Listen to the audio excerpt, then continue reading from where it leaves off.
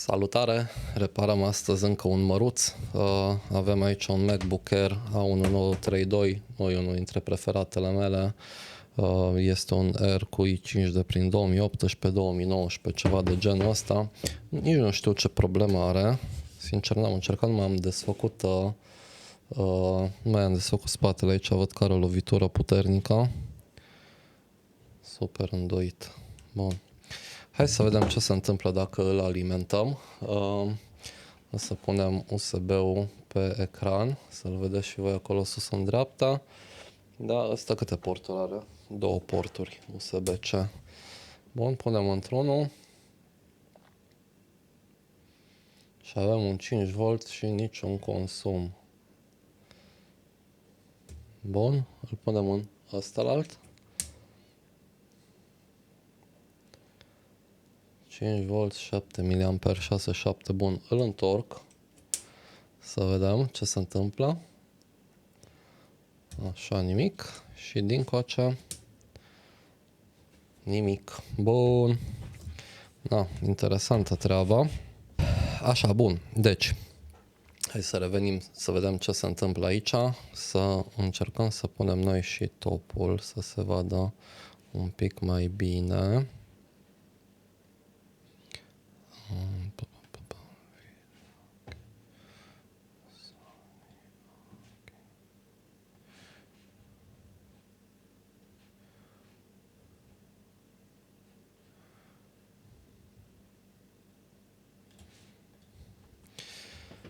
Ok. Este interesantă treaba. Văd că bateria nu este cea originală, ci a fost schimbată. Acum noi avem acei 5V care nu ne prea ajută, așa că mă uit un pic așa cu ochiul liber, nu văd nimic deosebit aici pe placă. Ce știm noi despre el? Avem aici un power sequence, ce vedeți pe ecranul ăsta, da? Este simplu, trebuie să avem aici un PP Boost G3H, da? Mai avem Charger Enable și din el iasă un PP3V3 G3H RTC cu care se alimentează CD-urile noastre 3215. Dacă ele nu se alimentează, atunci mie nu o să-mi comunice cu chargerul și nu va negocia cei 20 de volți care îi așteptăm. Bun. Așa că prima linie care o să verific va fi PP3V3 G3H. Nu pot să selectez asta oare? Ba, pot, ia să-i dăm așa un copy și hai să vedem dacă avem acces. Acum nu le știu plăcile din cap, dar mă interesează dacă avem acces direct la el. Placa cred că trebuie să flipuim. Bun, așa este în regulă. Pe asta avem PP Boost G3H, deci asta ar trebui să avem cei 5V care i-am văzut acolo că sunt negociați, mă rog, că ne intră.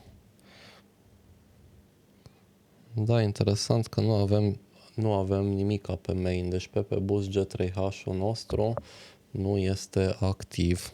Bun, hai să luăm o măsurătoare de diodă să vedem noi dacă există vreo problemă. Diodă, poc, așa. Bun, și cu proba pe minus avem aici un scurt.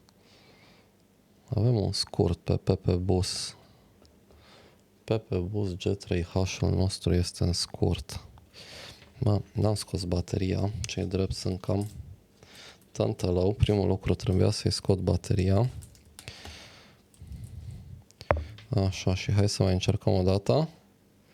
Da, avem 0007 pe G3H, ceea ce nu este prea grozavă treaba.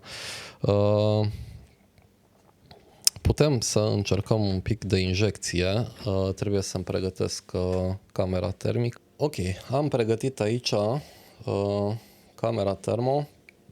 Acum sunt interesat cât de cât măcar să ne facem o idee dacă Problema este de pe partea asta, să vedem dacă se încălzește ceva, da? Deci stau așa mai de departe, eventual scoatem și camera macro, lentila macro. Bun, și o să ați văzut, am pornit sursa Keysight-ul, care îl vedeți pe ecran acolo sus, 0,8V, și injectez. Iată că îmi consumă 1 amper. Și acum mă uit să vedem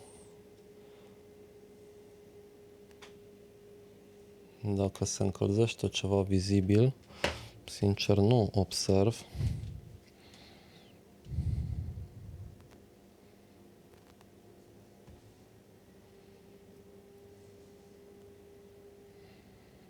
Eu injectez 0,8V.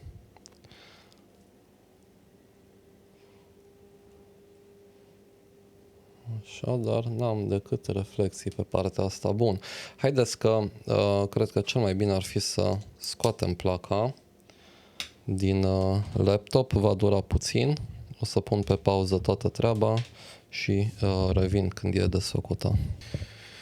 Bun, avem placa scoasă. Hai să încercăm un zoom mai mare, să vedem dacă ne ajută cu ceva. Așa, și aici avem cum se numește, acel PP Boost G3 Hot, acel main. Încercăm iarăși o măsurătoare de diodă.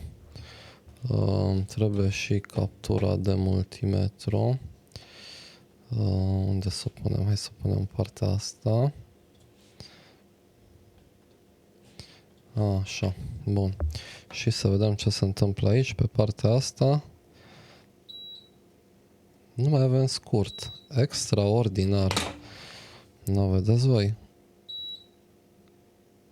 Deci după ce am desfăcut toate cele, ne-a dispărut scurtul de pe main. Super interesant.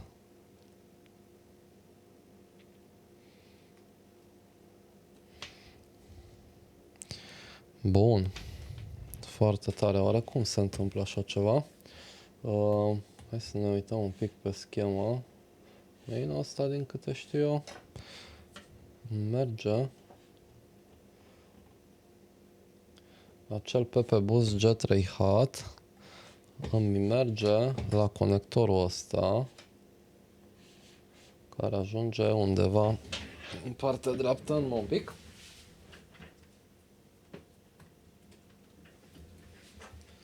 Să reluăm placa. Ok, și să o punem înapoi. Nu-i problemă, asta este foarte ușor de desfăcut. Hai să revenim de sus. Da, un pic de zoom out. Bun. Așa, și singura explicație este că scurtul ar fi pe placa aceasta. Foarte interesant. Deci asta este... În primul rând, eu scurtul ăsta pe main e destul de rar la modelele astea. Nu m-aș fi așteptat, m-a luat puțin prin surprindere. Da, reparațiile astea sunt faine.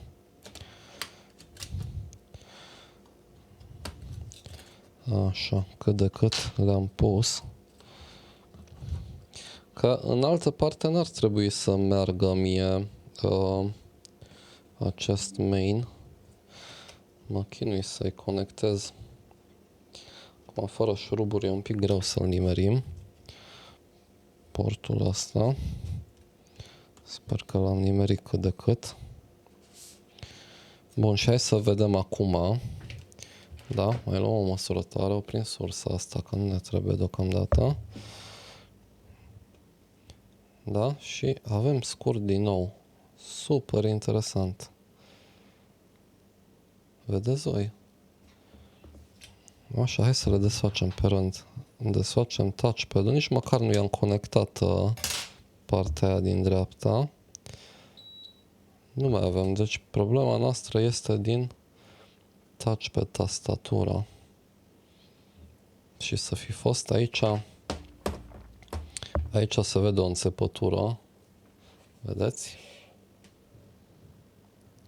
Da, ca și cum a fost o mizerie care a apăsat pe cablu. Da? De ce? Bun, hai să vedem care este explicațiunea logică. Mai un pic.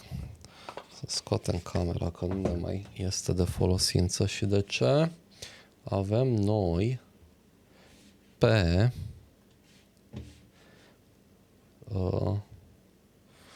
conectorul ăsta că nu avem G3 HAT.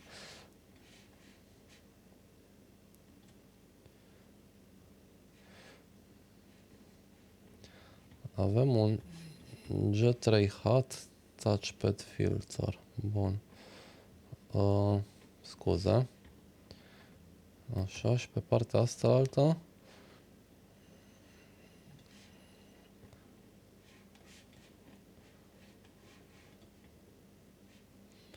trackpad fused. Trackpad pe bus G3 HAT. Ok, deci ne vine G3 HAT-ul, vine prin siguranța asta. Dumnezeule, nu știu ce cu zoom-ul ăsta meu. Ok, vine prin siguranța asta pe aici printr-o bobină,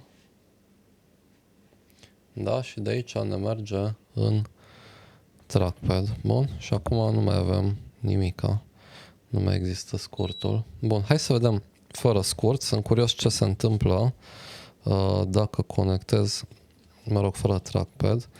O să conectez bateria, fiindcă la asta nu le place fără baterie de nicio culoare.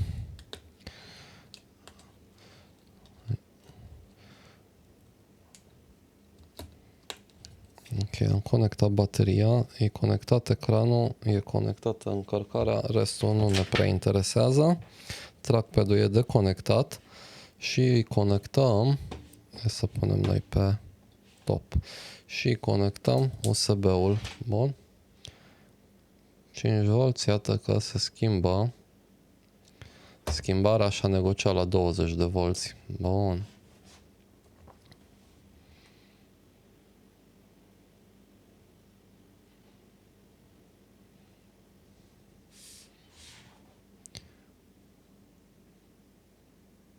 Nu prea pare să vrea să pornească, dar e posibil să nu-i placă. Ba da, uite, fii atent că avem și imagine. Excelent. Bun. Așa, i-am deconectat USB-ul. S-a și stins. Poate că e moartă și bateria. Îi deconectez bateria și acum întrebarea întrebătoare este de unde vine problema noastră.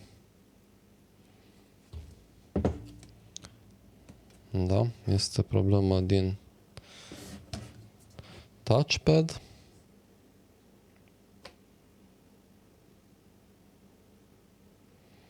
Sau este problema din cablu și ca să aflăm asta va trebui să desfac touchpad-ul. Altă șansă nu am.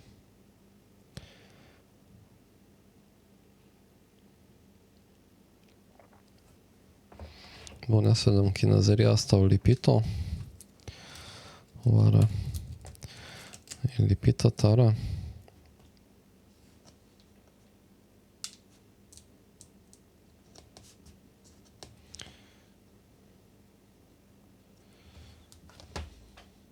Nu mai știu cum era asta, parcă se desfăceau difuzoarele, da? Și asta cred că sunt lipite. Și erau niște panglici care se trăgeau.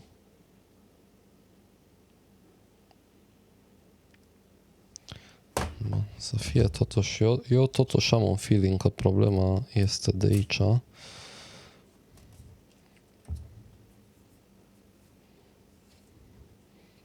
Da, de aici, din zona asta. Sincer, nu știu dacă scurtul nu s-a întâmplat chiar aici, unde a fost înțepătura respectivă. Am pus înapoi mufa și mai măsor o dată, după ce l-am frecat un pic acolo. Da, scurtul tot este.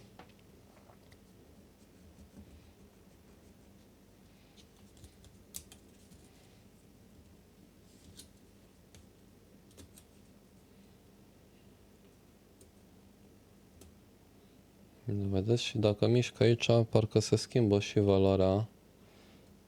valoarea scurtului meu. Foarte interesant. Hai să vedem oare cu camera asta de microscop reușim să facem ceva. Să vedem oare ce.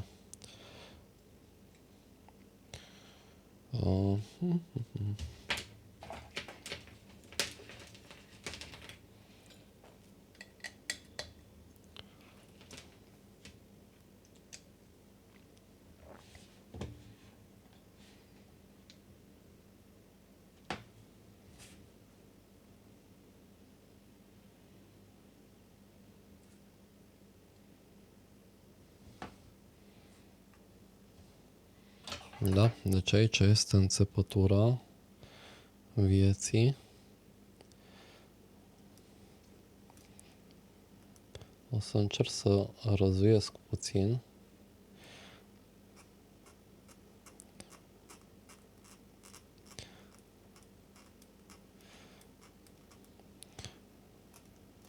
Evident că nu am alt flex și mi-e și lene să desfacă. Îmi este și lene să desfacă, cum se numește, trackpad-ul, touchpad-ul.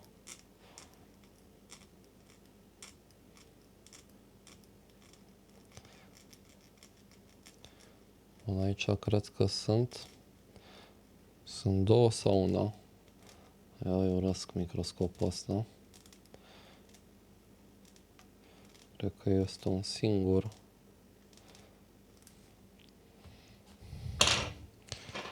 Problema este că mi este destul de greu să ajung pe partea asta la alta. Da, deci aici undeva cred că e buba noastră.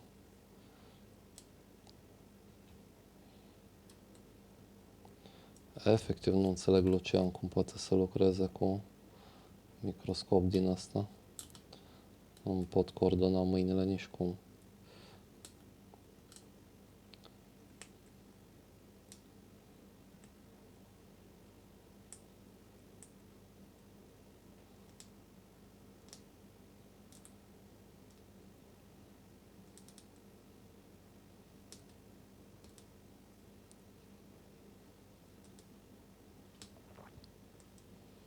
Vedeți voi că a ajuns până în partea asta alta, așa se strică și flexurile de la display-uri.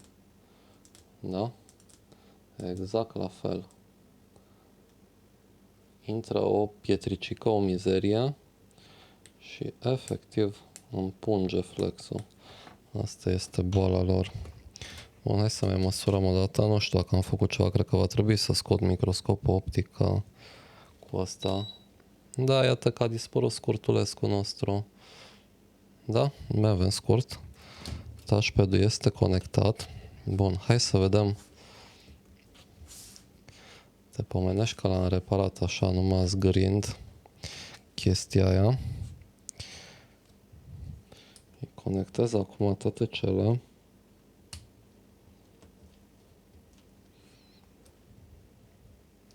Bun, hai să punem și un difuzor să-l auzim dacă face bânc.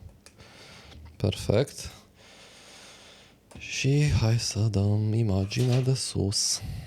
Așa. Bun, deci am răcăit acolo. Aici iarăși avem o problemă semi-similară.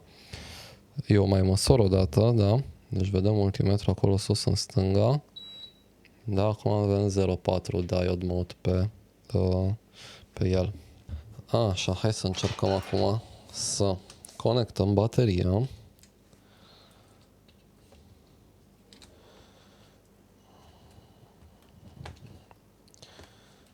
Bun, bateria, astea toate sunt conectate. Îmi lipsește partea din dreapta. Nu cred că este foarte importantă. Deschidem asta și îi dăm un USB. Bun, să vedem ce se întâmplă. 5V. Am lumina aia de sus care bate exact în el. Uite, îl ținem așa, cred că e mai ok.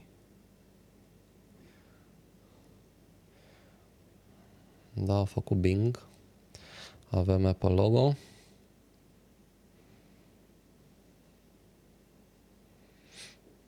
Încă nu pare să încarce, ori bateria este mega moartă și încarcă e un pre-charge curent.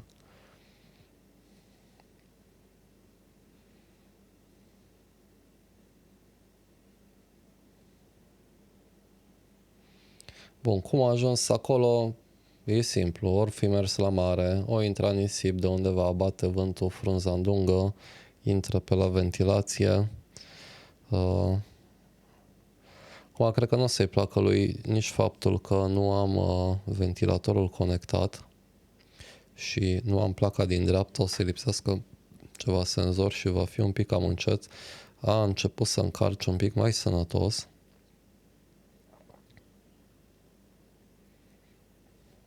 Bun, eram curios doar să ajungem până la ecranul de logare să vedem dacă avem un touch funcțional. Touch-ul este responsive, ceea ce este bun. Vreau să văd un cursor.